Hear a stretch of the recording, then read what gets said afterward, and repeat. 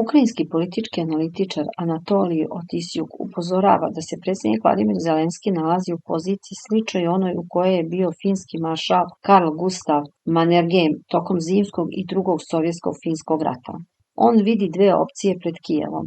Prva, prihvatanje ponižavajućeg mira, kako ga naziva, što bi omogućilo očuvanje života građana, suvereniteta države, kao i priliku da se Ukrajina oporavi, sprovedu reforme i približi Evropskoj uniji.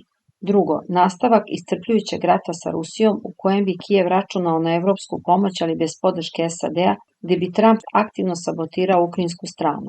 Ovaj scenario prema njemu vodi ka još većim gubicima, većem broju poginulih i krajnje nepovoljnim uslovima mira u budućnosti.